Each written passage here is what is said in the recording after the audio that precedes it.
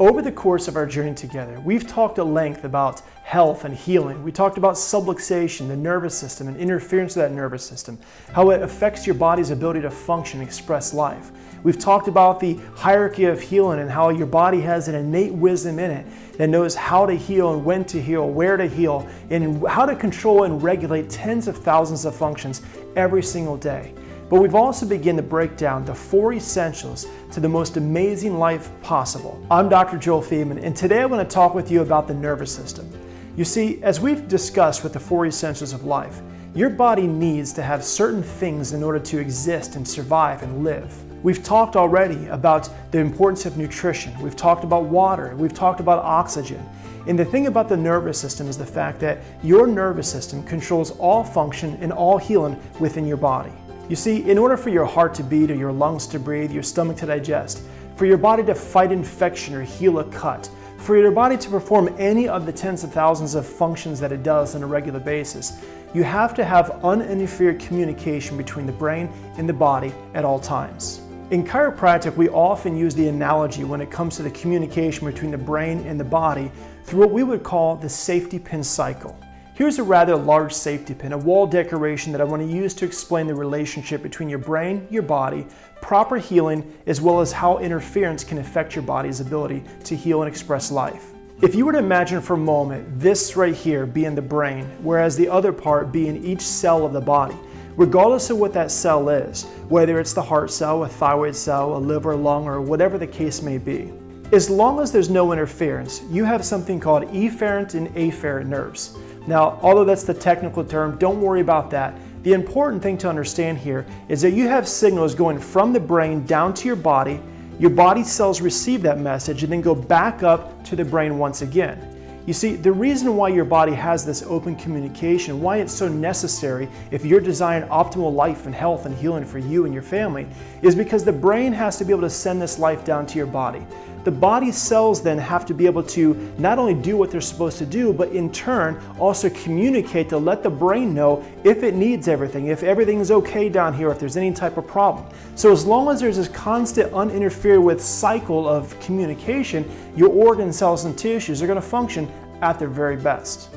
If, on the other hand, that cycle is broken, like the example where the safety pin is now opened up, let's say that your brain is sending messages down to the whichever organ, cell, and tissue. But now that cell is relaying a message back up to let the brain know how things are going and if it's in need of anything. Now, if there's a breakdown in that communication, now realize it may not be 100% break in that communication. Otherwise, those organ cells and tissues wouldn't be able to live at all. But in the same sense, if it's less than 100%, then whatever's attached to that, whether it's the brain down to the body or back and forth, then there's going to be compromise with that communication, which means compromise with function and also leading to compromise in the body's ability to heal. The same thing can hold true with that communication, whether it be from brain to body or body back to brain. Now please understand, as I use this example to illustrate the communication importance between the brain and the body, the same thing holds true just like we talked about with the discussions with nutrition and water and oxygen. These are things that your body must have in order to function and heal at their best. If you were to deprive the body of nutrition, your body still may live, but in the same sense, it may struggle with certain sickness and diseases where the innate wisdom can't adapt and heal as quickly as it might be able to in terms of its potential. If your body's dehydrated, you may live for quite some time, but yet your health may be compromised. And the same thing holds true when it comes to oxygenation and now nerve supply. If you were to take, for example, then the nerve supply, if the spinal cord and the nerve were completely cut off and the organ now, although capable of healing, was not receiving the communication from the brain, you may have an organ cell or tissue. Just like in the event of an unfortunate car accident where somebody hits their head possibly real hard and they die, they may have all their organs capable of living 80 to 120 years of great life.